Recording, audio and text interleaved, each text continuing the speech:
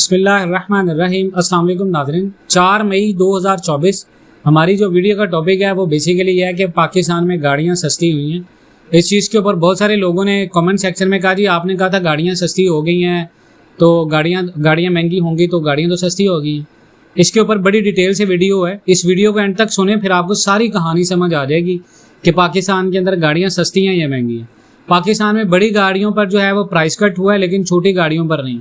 और एक कार की कीमत 15 लाख रुपए कम हुई है, लेकिन कंपनियों के मुनाफे का आप अंदाज़ा लगाएं कि पाकिस्तान में चंद रोज़ पहले लोगों को उस वक्त खुशगवार हैरत में मुब्तला हुए जब गाड़ियां बनाने वाली एक कंपनी ने अपनी एक कार की कीमत में 15 लाख रुपए कमी करने का ऐलान कर दिया। अब पाकिस्तान के अंदर बहुत सारे लोग खुश हुए जी 15 लाख रुपए की गाड़ी कीमत कम हो गई है। किया लकी मोटर्स ने 29 अप्रैल को ये पेशकश दी पाकिस्तान में कि नई किया स्टोनिक को खरीदने के जितने भी ख्वाहिशमंद लोग हैं वो 62 लाख रुपए की बजाय अब ये कार 47 लाख रुपए में खरीद सकते हैं। मगर इस लिमिटेड टाइम पीरियड की ऑफर के 2 रोज़ के बाद ही 1 मई कंपनी ने यह बता दिया कि सितंबर 2024 तक की बुकिंग मुकम्मल हो चुकी है और अब इस मखसूस गाड़ी की अगली बुकिंग अक्टूबर 2024 में खुलेगी, यानी सिर्फ 2 दिन के लिए।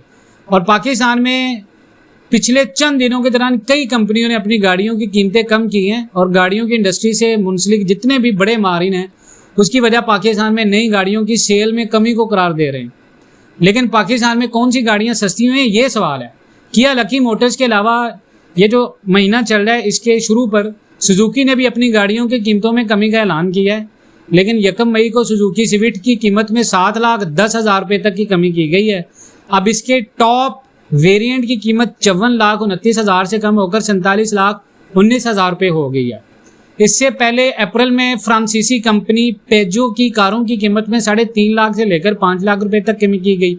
अब इसके टॉप वेरिएंट की कीमत 77 लाख की बजाय 72,50,000 रुपये है, जबकि इससे पहले मार्च में ये कार 1 लाख रुपए सस्ती हुई थी। मार्च के दौरान ही किया स्पोर्टेज की कीमत में 3 लाख रुपए की कमी की गई थी। अब रवा माह होंडा सिटी 1 यानी कि 2 की कीमत में 1,40,000 रुपये तक की कमी की गई। उसके ऑटोमेटिक वेरिएंट की कीमत 48,29,000 की बजाय 46,99,000 जो है वो मुकर्रर की गई है, जबकि इसी अरसे में टोयोटा यारिस की कीमत में 1,33,000 रुपये तक की कमी हुई है, जिसके बाद इसके 1.3 ऑटोमेटिक वेरिएंट की कीमत 47,66,000 रुपये हो गई है। अब आप ये भी याद रखें कि हुकूमत ने चंद माह पहले 40 लाख रुपए से ज़्यादा जितनी भी गाड़ियाँ हैं उनकी जो कीमत थी उन पर सेल्स टैक्स यानी GST की शरह 18% से बढ़ाकर 25% की थी हुकूमत ने। मगर आप याद रखें कि जहां बड़ी SUV और सेडान गाड़ियों की कीमतें कम हुई हैं वहीं इसके कंपैरेटिवली 1 मार्च से पाक सुजुकी ने अपनी कारों की कीमत में 80,000 से 1,80,000 रुपये तक का इजाफा भी किया है। सबसे बड़ा इजाफा सुजुकी कल्टस की कीमत में हुआ है जो 43,66,000 से बढ़ी है और 45,66,000 की हो गई है, जबकि ऑल्टो VXR AGS की कीमत 1,10,000 रुपये के इजाफे के साथ 30 लाख रुपए से ज़्यादा हो चुकी है। मगर गाड़ियां बनाने वाली कंपनियों की तरफ से प्राइस कट का ये जो ट्रेंड है वो नई छोटी गाड़ियों में नहीं देखा गया, जिनकी कीमतें बतदरीज ज़्यादा हैं और वो कुव्वत खरीद से लोगों की बाहर हो चुकी हैं। इससे सवाल ये पैदा होता है जी कि अगर कंपनियां पाकिस्तान में अपनी SUV कारों पर प्राइस कट लगा सकती हैं तो अपनी छोटी कारों जैसा कि किया मोटर्स की पिकांटो पर क्यों नहीं? तो छोटी गाड़ियां प्राइस कट से महरूम क्यों है जी? किया लकी मोटर्स को किया स्टोनिक पर दी गई अपनी जो महदूद मुद्दत है इसकी पेशकश पर ज़बरदस्त रिस्पॉन्स मिला है। मगर इससे सवाल ये पैदा उठता है कि पाकिस्तान में गाड़ियाँ बनाने वाली कंपनियाँ ऐसी पेशकश मिडिल क्लास तबके की किसी छोटी गाड़ी पर क्यों नहीं दे रही? देखें जी, अगर एक कंपनी अपनी गाड़ी पर 15 लाख रुपए का डिस्काउंट लगा सकती है तो ये सोचने की बात है कि उनके प्रॉफिट मार्जिन कितने होंगे। ये सवाल पैदा होता है ना। अगर पाकिस्तान में गाड़ियां सेल नहीं हो रही तो बज़ाहिर ऐसी ऑफर्स का मकसद इन्वेस्टर से पैसे इकट्ठे करना है। पाकिस्तान में 30 लाख की सेल होने वाली छोटी गाड़ी ऑल्टो इंडिया में 4 लाख इंडियन रुपए की है। अगर पाकिस्तानी रुपए की कदर में कमी की बुनियाद पर भी देखा जाए तो दोनों मुल्कों में इस गाड़ी की कीमतों में फ़र्क का काफ़ी नुमाया है।